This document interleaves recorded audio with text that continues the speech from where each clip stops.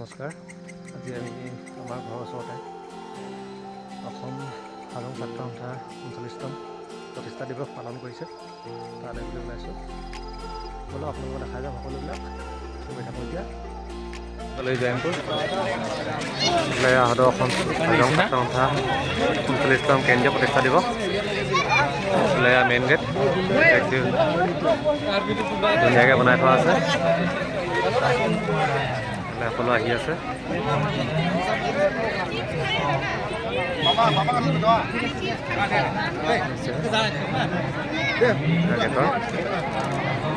ধুনীয়া লাগিছে। মেইন গেটৰ কাষতে আছে চেল্ফি পইণ্ট বনাই থোৱা আছে। এইফালে তাঁতশাল বানাশালী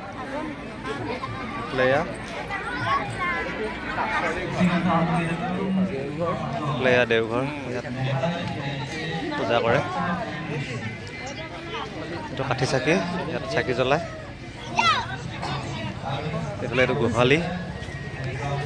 গোহালি নেকি? লগত আছে এইফালে ঢেঁকী হাল।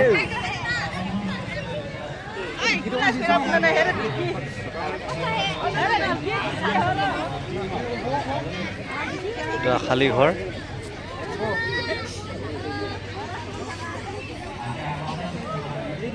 এইফালে আছে এয়া স্বাস্থ্য শিবিৰ। এইফালে আছে এয়া কাৰ্যালয়। তাৰ লগতে আছে প্ৰতিনিধি পঞ্জীয়ন। এইফালে আছে স্বাস্থ্য সেৱা কাৰ্যালয়।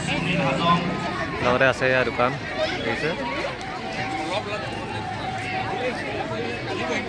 ধুনীয়া আছে ড্ৰয়িং ৰুমৰ কাৰণে ল'ব পাৰিব আপোনালোকে। এইফালে আছে এয়া শিবিৰ, পুৰুষৰ শিবিৰ। এয়া মানুহ আছে ভিতৰত। আছে এয়া মহিলা শিবিৰ ওচৰতে। এই যে ধুনীয়াকৈ বনাই থোৱা আছে। এইফালে আছে এয়া ভোজনালয়। এইফালে আছে এয়া পাতাকা বেদী। ধুনীয়াকৈ বনাই থোৱা আছে। এইফালে আছে এয়া শ্বহীদ বেদী। লগতে আছে এয়া জুবিন দাক শ্ৰদ্ধাঞ্জলি জনাই আছে দেখিছে। এইফালে এয়া মূল মণ্ডপ দেখিছে। এইফালে এয়া হাজং নৃত্য প্ৰদৰ্শন হৈ আছে।